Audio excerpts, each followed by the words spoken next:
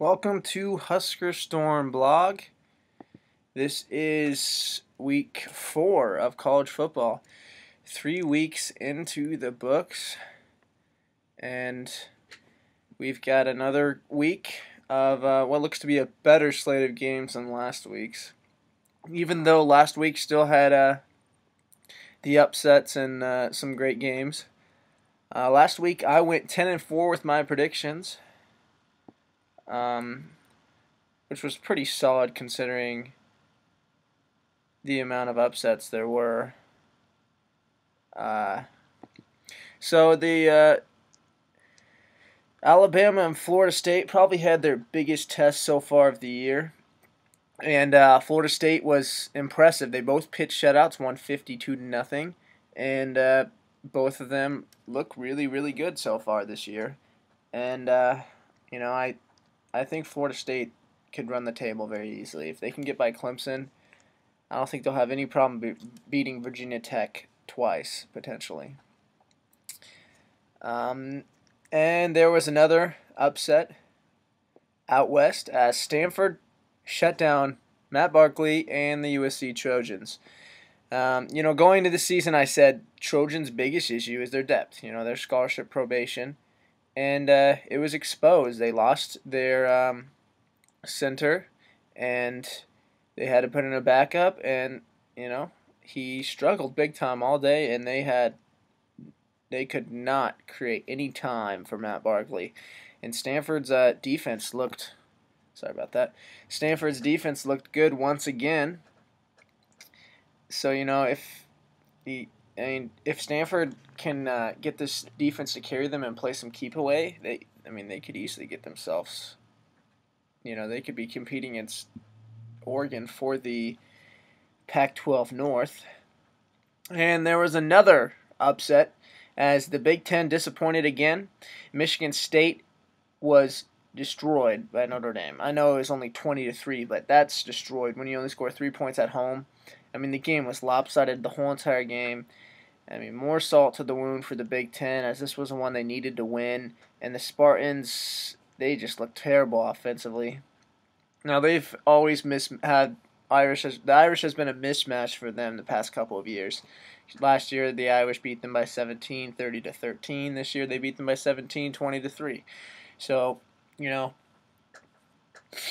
I expected them to win. I thought they were better this year, but I'm not sure. Notre Dame does look good. We'll see how they play against Michigan this week. Whiskey continues to struggle offensively as Utah State missed a go-ahead field goal with time expiring. Ohio State shows that they have a lot of questions, especially on defense, and they are beatable at home. They need to discover some threats outside of Devin Smith and Braxton Miller on offense.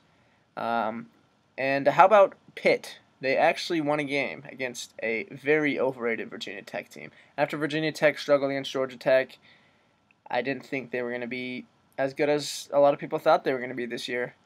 And Logan Thomas is the most overrated quarterback in college football. That's awful when you get beat by a Pitt team that got smashed by Youngstown State. Come on. 35-17 wasn't even close.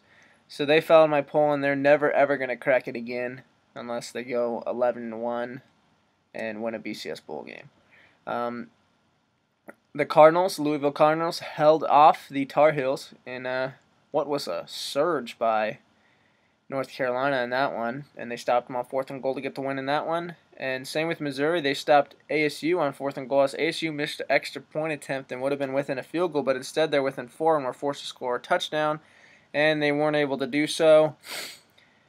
Florida continues to improve every single week. This time they just rolled the Vols in the second half, 37-20. And that was impressive. Volunteers got to get more balanced offensively if they want to have success against SEC defenses.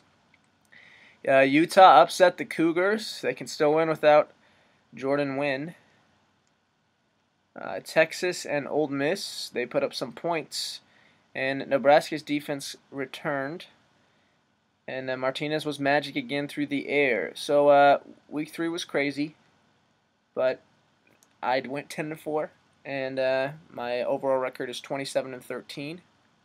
But this week, I feel it's a better week this week. We got some better headliners in this one. So let's start off. Idaho State and at Nebraska. I don't even know if I should predict this one. Burkhead returns. He reaches 100 in his few carries. He'll probably have around 12. 56-6, Nebraska rolls. We'll see some Ron Kellogg in that one. U of A at Oregon. Rich Rod has the Wildcats at 3-0, but they take on the Ducks, who look like the best team in the Pac-12 right now. Their offense can keep this one close at half, but the crowd and the speed of Oregon will wear on the Wildcats. But I like Matt Scott a lot. He's played really well, and he's going to be a breakout star in the Pac-12. But the Ducks win this one by 24, 57-33. Clemson at Florida State. This will decide whatever division. I don't even know the division. They have like the Atlantic and the Coastal. I'm guessing Florida State and Clemson are in the Coastal. I don't know. But I know they're in the same division, and this will decide that division in the ACC. It will be, a true test for both teams. They've been tested by Auburn and Wake Forest, whatever.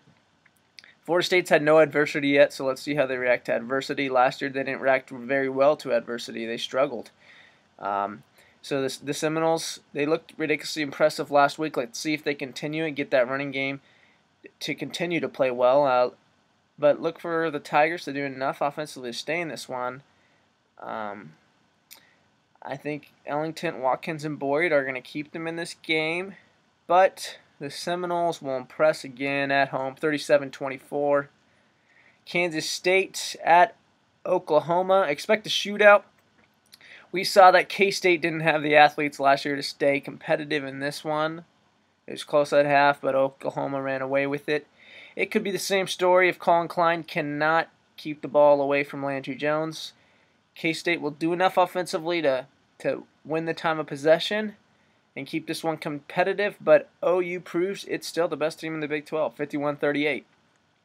BYU at Boise, probably the best two non-AQ teams with Ohio just on the outside of them. Both teams come into this game with a loss. I think the home team, Boise, takes this one. They're going to win this one 33-27. 34-27. Virginia at TCU. The Cavaliers got routed last week, and TCU won its first Big 12 game. Expect nothing but another rout. The Horned Frogs will take care of business. Pacal throws for 300, and it's 49-17. TCU wins. Oregon State at UCLA. The two Pac-12 teams that pulled off upset wins over the Big Ten face off in what I think will be a blowout. Let's face it, Oregon State may have looked good against Wisconsin, but so did Utah State. So did University of Northern Iowa. Monty Ball has had trouble scoring against all of those teams. I think Jonathan Franklin rolls up another 100-yard day, continues his Heisman talk, and Brett Hundley throws for 200, 34-16. Bruins are 4-0. I really like that team a lot. I don't think they're going to win the Pac-12, but they could get to 9 wins this year. Mizzou at South Carolina. Mizzou needs a defining win in their first year in the SEC. Will it come this week? No. They're playing an overrated team in South Carolina, but this team's got a good enough defense to shut down Ryan Franklin. This looks like another low-scoring game, and Marcus Lattimore leads the way, 20-14, Gamecocks. LSU at Auburn. Auburn sucks, let's face it. They went to overtime against University of Louisiana Monroe. They already have 2 losses. Tigers roll 45-3. Michigan at Notre Dame. We have seen in the past that the Irish have all kinds of trouble with Denard Robinson. But this Irish team is a little different, led by a great defense. Sorry again about that. This is definitely a defining moment as the Irish have a chance to become legitimate BCS contenders. The Wolverines need to make a statement here after they got smashed by Alabama in the opening week, struggling against Air Forest. Looked good last week, but that was against what is pretty much an FCS school, first year in the FBS. This game's a toss-up. I'm going to take Notre Dame, though, 30-27. They're at home. I think their defense plays well enough. And Michigan's going to be 2-2. They could get 4 losses this year. Vandy at Georgia. The Commodores nearly upset the Gamecocks earlier this year. Georgia tends to play down to their opponents. Look at Buffalo, Florida Atlantic. You know, first half they always play down against them. You know, I expect Vandy to lead at halftime, but Georgia shows up in the second half, 28-17. Utah at ASU. Well, these two teams have an opportunity to be sitting in second place in the Pac-12 South at the end of the year. But I think ASU is slightly better than Utah. I don't think ASU is going to be second. I think it's going to be UCLA. They could be sitting at third, though. I think they get the better of Utah this time around. Sun Devils win in a semi-easy way, 27-17. Kelly comes back after what was a terrible first-half performance against Missouri. Rutgers at Arkansas. Well, back-to-back losses for Arkansas has them on cardiac arrest right now. They need to wake up because you can't sleep on Rutgers, a team that looks like they could compete against Louisville and Cincy for the Big East. You know, Rutgers is going to try to pound the ball on you and play defense, but I think Tyler Wilson is going to wake up. He's going to come out. I mean, we saw his press conference where he was irritated with how the players played. I think he comes up, carries this team, a lifeless Arkansas Razorback team.